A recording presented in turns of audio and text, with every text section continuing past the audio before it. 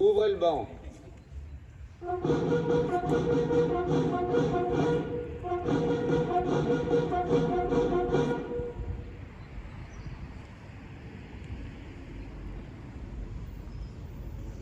Au drapeau.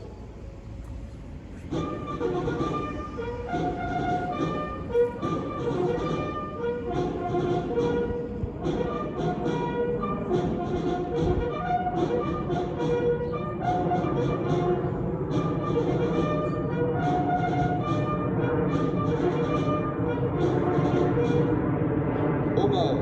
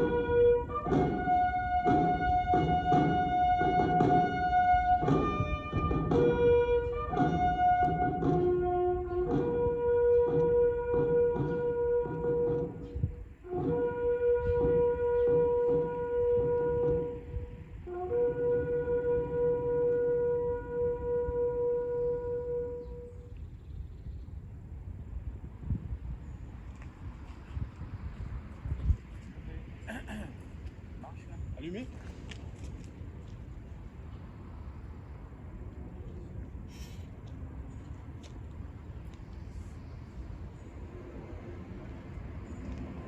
Allô? Oui, donc je vais demander aux anciens combattants de venir déposer la gerbe devant le monument aux morts. Je vais prendre ton drapeau en attendant.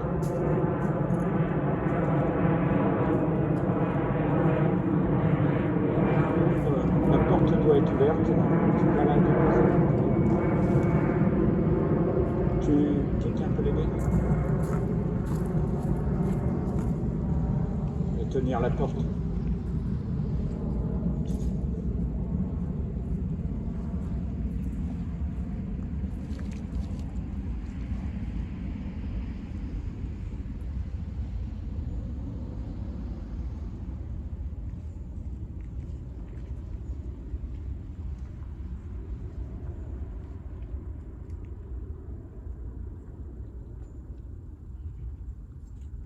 Bien, bien.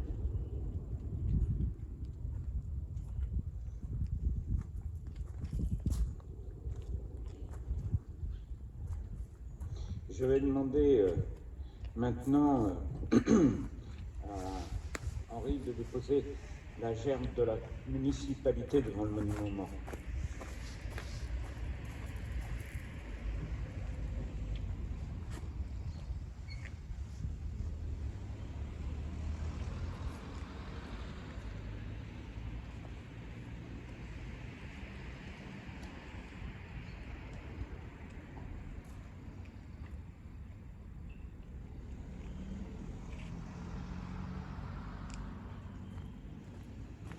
Merci. Nelly, est-ce que tu peux déposer cette année la gerbe en mémoire aux soldats inconnus, dont c'est le 100e anniversaire aujourd'hui?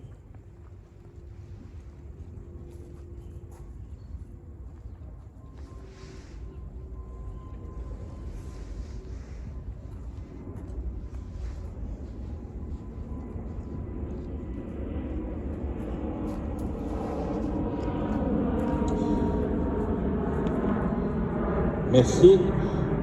Je vais demander à notre ami Claude de bien vouloir citer la trop longue liste des soldats de France tombés cette année dans les expéditions extérieures pour la paix, la liberté. Voilà. Mort pour la France cette année 2020. Bien. Chef de bataillon, Clément Buisson Roche, 5e régiment d'hélicoptères de combat, 5e RHC, mort pour la France. Chef de bataillon, Benjamin Guéry, 5e régiment d'hélicoptères de combat, 5e RHC, mort pour la France. Chef d'escadron, Nicolas Mégard, 5e régiment d'hélicoptères de combat, mort pour la France. Capitaine Pierre-Emmanuel Roquel, 5e régiment d'hélicoptères de combat, mort pour la France. Alex Maurice, je ne sais pas. 5e régiment d'hélicoptères de combat, mort pour la France. Major Julien Carrec, 5e régiment d'hélicoptères de combat, mort pour la France. Maréchal Logis Romain, salle de Saint-Paul, 5e régiment d'hélicoptères de combat, mort pour la France. Chef d'escadron Romain Chaumel de Jarmieux, 4e régiment de chasseurs, mort pour la France. Adjudant Alexandre Potin, 4e régiment de chasseurs, mort pour la France. Le maréchal des logis, chef Valentin Duval, 4e régiment de chasseurs, mort pour la France. Le maréchal des logis, chef Antoine Serre, 4e régiment de chasseurs, mort pour la France. Adjudant Jérémy Luzy,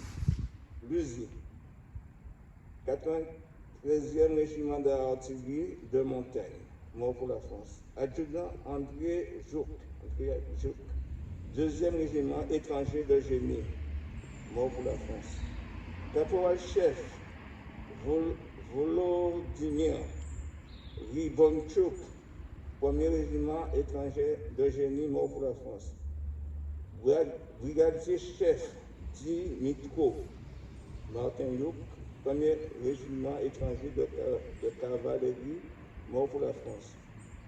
Brigadier Kevin Clément, 1er régiment étranger de cavalerie, mort pour la France. Brigadier Tojo Ashima Razafa Salalama, 1er régiment de hussards parachutistes, mort pour la France. Maréchal de logis André Fila, 14e régiment d'infanterie de soutien logistique parachutiste, mort pour la France. Maréchal logis ST, 1er régiment hussards parachutistes, 1er RHP, mort pour la France. Brigadier Arnaud Volpe, prononcé Volpe, le régiment de hussards parachutistes, 1er RHP, mort pour la France.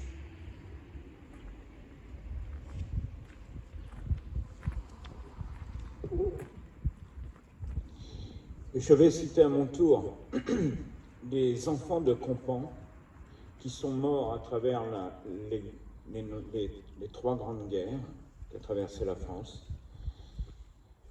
14-18, Dalbègue Émile, Dufour Désiré, Gibert Marcel, Huot Armand, Leroy Émile, Leroy Louis, Leroy Maurice, Lamouche Georges, Maurice Louis, Malingre Louis, Plâtre Émile. En 39-45, Gauzienne Joseph, Corral Pierre et en Indochine, Zounek Joseph.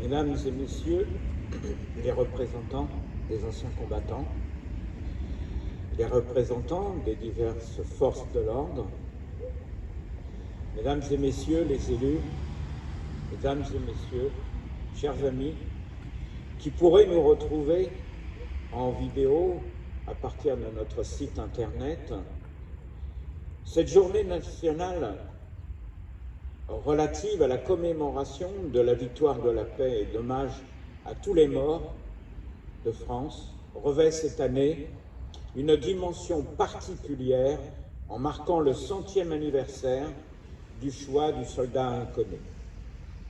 C'était il y a un siècle. Ce 10 novembre 1920, la Grande Guerre est achevée depuis 2 ans déjà. Dans la citadelle de Verdun, Auguste Tin, soldat de 2e classe et pupille de la nation, dépose un bouquet d'œillets blancs et rouges sur le cercueil d'un soldat. Un, parmi tous les combattants des Flandres, de l'Artois, de la Somme, du chemin des Dames, de Lorraine, de la Meuse, plus près de nous, de Paris, de l'Île-de-France, un de ces braves, un des poilus, qui participa à une interminable guerre, un de ces Français qui œuvra à la tâche incommensurable de la victoire. Un parmi des millions qui est devenu le soldat inconnu. Le 11 novembre 1920, le peuple de France l'accompagne solennellement sous les voûtes de l'Arc de Triomphe. La patrie, reconnaissante et unanime, s'incline respectueusement devant son cercueil en saluant la mémoire de tous les soldats morts sous le drapeau tricolore. Quelques mois plus tard, il est inhumé. Depuis 1923, la flamme du souvenir veille nuit et jour sur sa tombe. Chaque soir, elle est ravivée pour que jamais ne s'éteigne la mémoire. La sépulture du soldat inconnu est devenue le lieu du recueillement national et le tombeau symbolique de tous ceux qui donnent leur vie pour la souffrance. Cet anonyme représente chacun de nos morts et tous nos morts en même temps. Cette mémoire vit également dans chacune de nos communes, dans chaque ville et village de France, ici même, à Compan, dans chacun de nos monuments aux morts, dans chacun de nos cimetières, dans nos mémoires familiales. Elle vit dans l'œuvre de Maurice Genevoix, qui entre aujourd'hui au Panthéon. Le président de la République l'a ainsi souhaité, en l'honneur du peuple de 14-18. Maurice Genevoix n'entre pas seul dans le temple de la nation. Il y entre en soldat de la bataille de la commune des Éparges, en écrivain et en porte-étendard de ceux de 14. Il y entre avec ses millions de frères d'armes, ceux dont il a immortalisé le souvenir, l'héroïsme et les souffrances. Il y entre avec toute la société, de la première ligne à l'arrière, mobilisée face à l'adversité et qui a tenu une admirable endurance. 8 millions de soldats combattirent sous les couleurs de notre drapeau. Aucun d'entre eux ne revint totalement indemne. Des centaines de milliers furent blessés dans leur chair comme dans leur âme. 1 400 000 tombèrent au champ d'honneur. Nous ne les oublions pas, inlassablement, nous les honorons. Chaque 11 novembre, la nation rend un hommage solennel à tous les morts pour la France, ceux d'hier et ceux d'aujourd'hui. Chaque année, nous rappelons leurs noms comme nous venons de le faire à l'instant. Chaque 11 novembre est un moment fort d'unité nationale et de création, et de cohésion autour de ceux qui donnent leur vie pour la France, de ceux qui la servent avec dévouement, courage En ces instants, au souvenir des événements passés et aux prises avec les épreuves de notre temps, nous nous rappelons que c'est tout un peuple uni, solidaire, qui fit la guerre, qui la supporta et en triompha. Dans ces moments terribles pour notre nation, l'Europe et le monde, qui traverse une crise sanitaire grave, cette commémoration revêt un caractère évidemment exceptionnel. Votre présence, sans les citoyens et les citoyennes, invités à rester confinés, démontre qu'en toutes circonstances, les élus du peuple restent mobilisés et n'oublient pas les 10 millions de morts, les 6 millions de blessés et mutilés, les 3 millions de veuves, les 6 millions d'orphelins, des millions de victimes civiles, 1 milliard d'obus tirés sur le sol français. En cette période particulièrement anxiogène, nous restons empreints de la volonté exprimée par nos anciens de construire la paix et d'imaginer de nouvelles coopérations internationales. Ils ont rêvé d'une Europe libre, d'une Europe soudée. À l'heure où des idéologies manipulent des religions, l'histoire menace parfois de reprendre son cours tragique et de compromettre notre héritage de paix.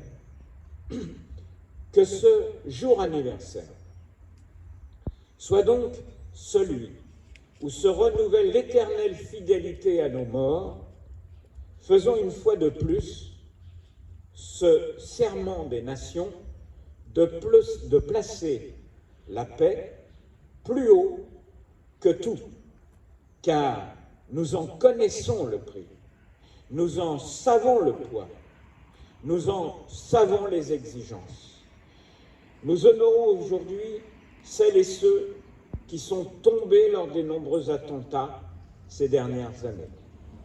Oui, souvenons-nous, n'oublions pas, car le souvenir de tous ces sacrifices d'hier nous exhorte à être dignes de celles et ceux qui sont morts pour nous, pour qu'en 2020, aujourd'hui, nous puissions encore nous rassembler, commémorer et rester libres.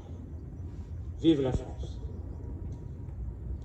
Honneur aux soldats inconnus.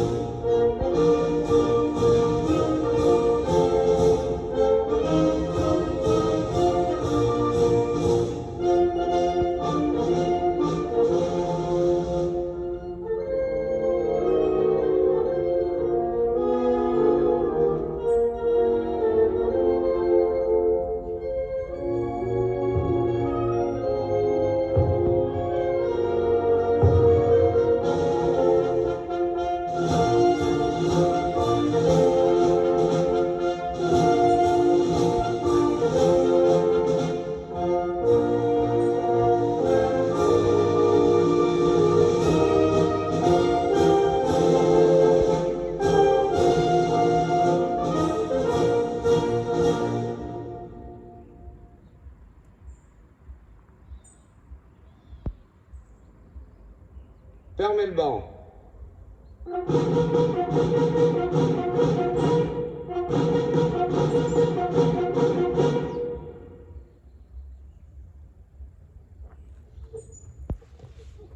Je vous remercie tous de votre participation dans les contextes que nous connaissons. Hein. Je ne vous apprends rien.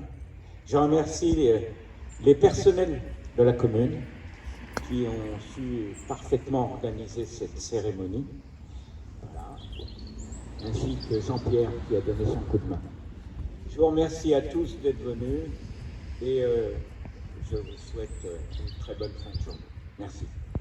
Alors comme je l'ai dit, il n'y aura pas de pot organisé à la sortie de cette petite réunion. Il n'y aura pas de verre de l'amitié. Évidemment, le cœur y est. Voilà. Merci à tous.